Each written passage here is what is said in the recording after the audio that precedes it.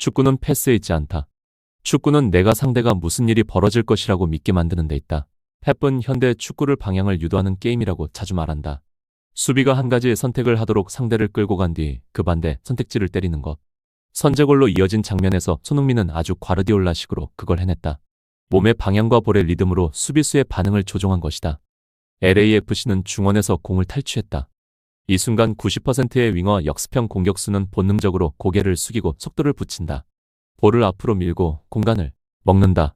하지만 손흥민은 달랐다. 펩이라면 밑줄을 그을 포인트가 있다. 포인트 1. 손흥민은 먼저 가속했다가 곧 감속했다. 볼을 따낸 직후 손흥민은 마치 빈 공간으로 곧장 치고 들어갈 듯 출발한다.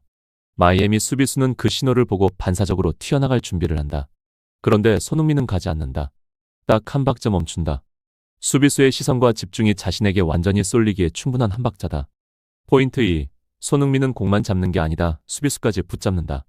볼을 지키는 건 쉽다. 수비수를 붙잡아 두는 건 어렵다. 손흥민은 몸의 각도, 어깨 방향, 고개를 돌리는 타이밍으로 내가 돌파할 거야 라는 인상을 만든다. 그래서 수비수는 떠날 수가 없다. 커버를 넘길 수도 없고 통제 구역 밖으로 한 발 내딛기도 어렵다. 그 순간 펩이 말하는 선물이 나온다. 수비수가 틀린 믿음을 선택했기 때문에 반응이 늦는 패스, 바로 그것이다. 가장 치명적인 패스는 상대를 굳게 만드는 패스다.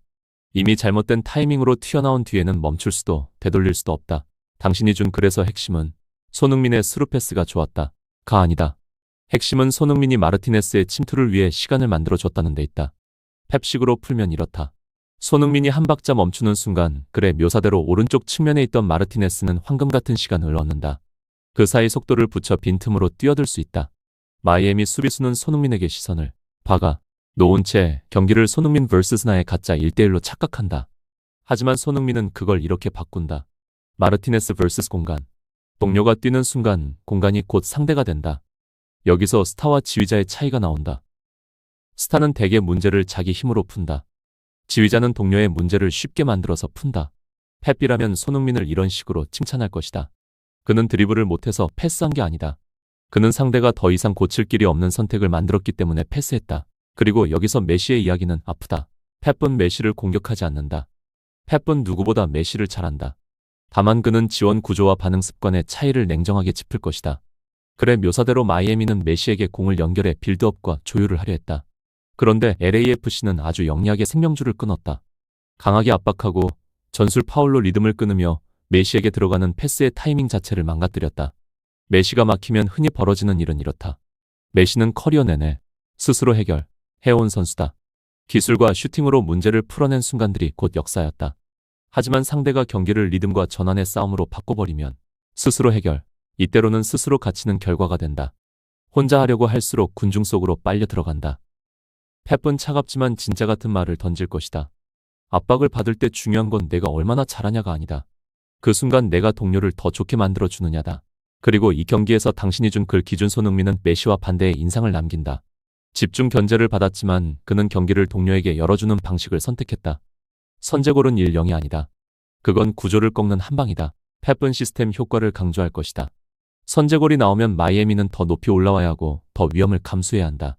그리고 그건 LAFC가 원하던 그림이다. 마이애미가 동점을 노리며 라인을 올리면 뒷공간이 넓어진다. 원래도 전환을 노리던 LAFC는 더 많은 땅을 얻고 더 날카롭게 치고 나간다. 결과적으로 그의 묘사대로 메시는 더 많은 슈팅을 시도하고 리듬이 끊기며 짜증이 쌓이고 경기는 점점 LAFC 쪽으로 흘러간다. 펩의 결론은 이렇게 정리될 것이다. 경기는 멋진 터치 30개로 이기지 않는다. 상대의 구조를 무너뜨리는 2에서 3개의 순간으로 이긴다. 손흥민은 그걸 단지 한 박자 멈춤으로 해냈다. 만약 내가 상대팀 감독이라면 나는 손흥민 같은 선수가 더 무섭다. 그가 빠르기 때문이 아니다. 슛이 좋기 때문도 아니다. 언제든 하이라이트를 만들기 때문도 아니다. 내가 무서운 건 손흥민이 모든 수비 시스템을 취약하게 만드는 한 가지를 하기 때문이다. 그는 상대에게 선택을 강요한다. 축구에서 선택은 언제나 위험을 동반한다. 한 번만 잘못 선택하면 팀의 수비 블록은 유리처럼 산산이 깨진다. 내가 인터 마이애미의 준비를 맡았다고 해보자. 나는 2가지 수비 시나리오를 그린다.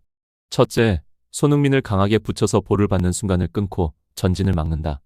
둘째, 블록을 유지하고 무리하게 튀어나가지 않으며 커버와 간격으로 역습을 차단한다.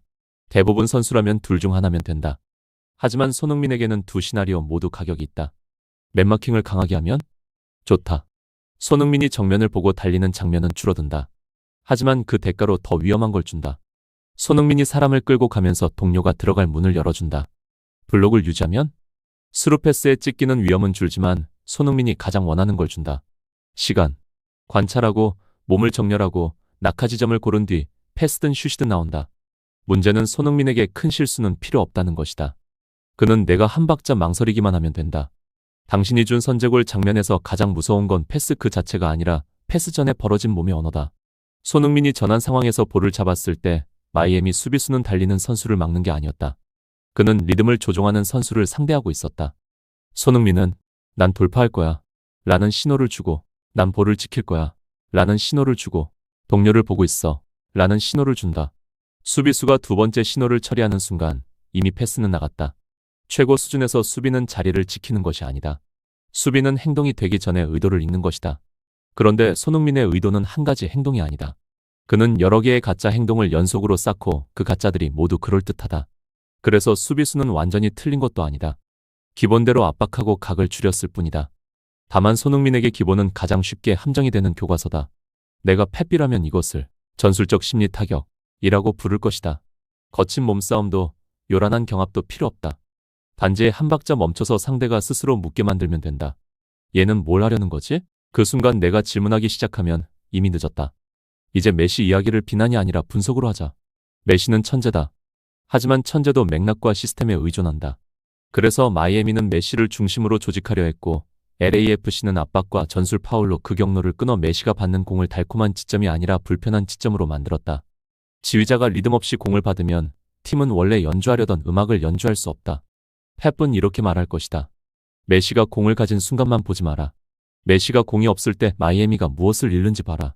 마이애미는 메시가 돌아서서 보고 리듬을 만들 수 있는 위치에서 공을 받는 것에 의존한다. 그걸 끊으면 메시만 막는 게 아니다. 시스템 전체를 막는 것이다. 시스템이 막히면 경기는 전환전이 된다. 그리고 전환전은 1초, 아니 0.5초의 결정을 요구한다. 바로 그곳에서 손흥민은 감독을 잠 못 들게 만드는 유형이다. 그는 점유율 70%가 필요 없다. 40번의 패스도 필요 없다. 그는 중원에서 한 번 공을 따내고 한 번 고개를 돌리고 동료의 한 번의 침투만 있으면 된다. 공을 내줘도 되는 경기에서 손흥민은 경기를 켜고 끄는 스위치가 된다. 많은 사람은 끝을 본다. 슈팅, 어시스트, 골. 펩은 늘 처음을 본다. 공을 따내기 전 위치, 공간을 누르는 방식, 미드필더가 튀어나가는 타이밍. 그래는 LAFC가 중원 압박으로 공을 따낸 뒤 즉시 전환했다고 나온다. 그게 핵심이다. 선제골은 손흥민에게서 시작된 게 아니다. 마이애미가 공을 잃게 만드는 함정에서 시작됐다. 함정이 작동한 뒤 손흥민은 작은 이득을 결정적 이득으로 바꿨다. 내가 상대 감독이라면 당연히 묻는다. 그럼 손흥민을 어떻게 막지? 어려운 질문이다. 그는 득점가도 패서도 결승점 한 방을 가진 선수도 맞지만 그 본질은 불확실성이다.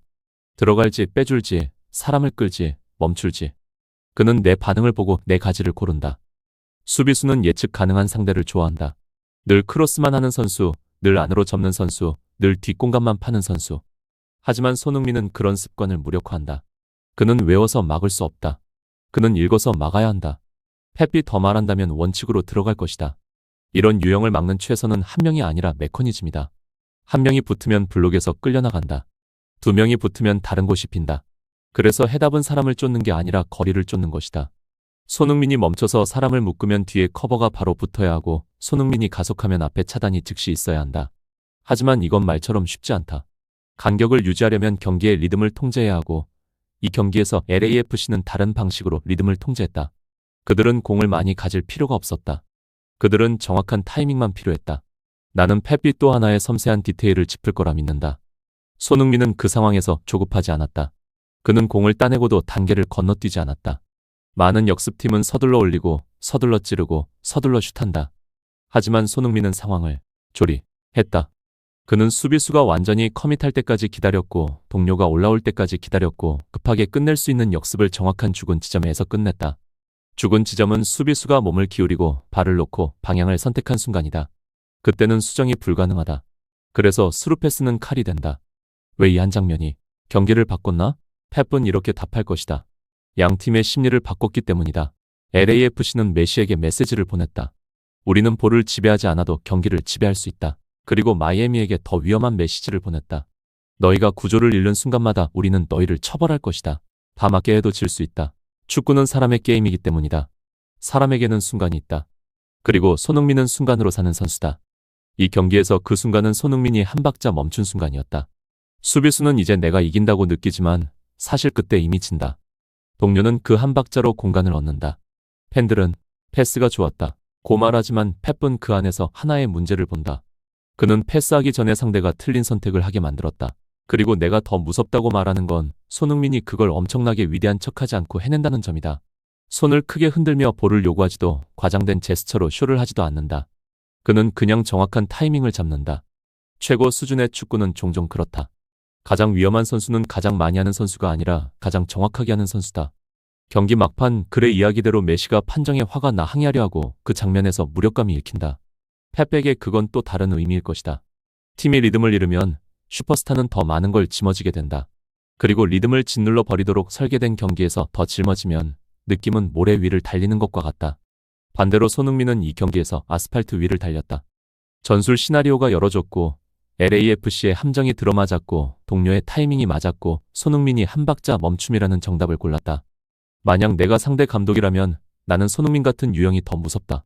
그는 기술로만 너를 이기는 게 아니다. 그는 질문으로 너를 이긴다. 너는 뭘 할래? 그리고 이 경기에서 마이애미는 그 질문에 느리게 답했다.